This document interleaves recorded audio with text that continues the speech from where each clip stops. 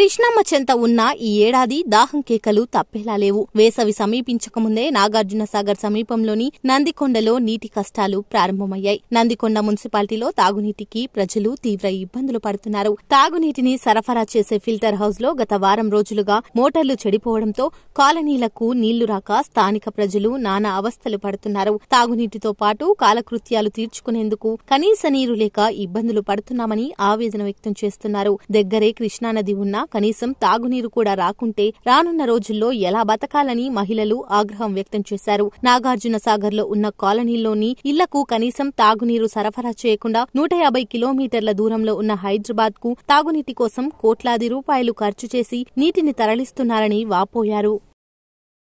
మోసుకపోయి ఇట్లా చావాలి, పడ్డా దిక్కు లేదు, పట్టించుకునేటోళ్ళు లేడు. మీరు ఓట్లు మేమున్నాం అంటారు. ఏమిటికయ్యా ఉన్నది? ఇసంటి ముసలి ముడి వాళ్ళు సచ్చేదానిక పడి కిష్ట దగ్గర ఉందంట నీళ్లు లేవంటారు. ఊర్లలోనేమో ఇష్టం వచ్చిన నీళ్లు ఊర్లల్లో ఈడ కిష్ట దగ్గర పెట్టుకొని నీళ్లు ఎండి సావాలి. అయ్యా ఎవడన్నా వచ్చి చూస్తుండా?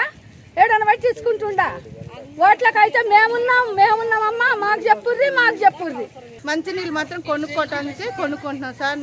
రోజుకొచ్చి 2-3 క్యాన్లు అయిపోతున్నాయి సార్ మాకు మంచినీళ్ళు. ఎండాకాలం ఇదివరకు నాగార్జున సాగర్లో ఎలాంటి ఇబ్బంది లేదు సార్ నీళ్లకు. ఇప్పుడు మాత్రం చాలా ఇబ్బంది కలుగుతుంది సార్. మీరే ఏదైనా చేసి మా కాలనీకి నీళ్ళు వచ్చే ఆపుతారు చేయాలి. సాగర్లో ఉంటున్నాం. ఉగాది తెల్లారి నుంచి నీళ్లు రావట్లేదు. ఇప్పటికి వారం రోజులు అవుతుంది నీళ్లు రాక. చాలా ఇబ్బంది పడుతున్నాము. ఇక మోటార్ బాగు చేస్తాం అంటున్నారు. ట్యాంకర్లు వస్తున్నాయి కానీ పిలిస్తేనేమో వస్తున్నాం అంటారు, రావట్లేదు. మగవాళ్ళేమో ఇంట్లో ఉండరు, మేము పిలిస్తేనేమో రారు.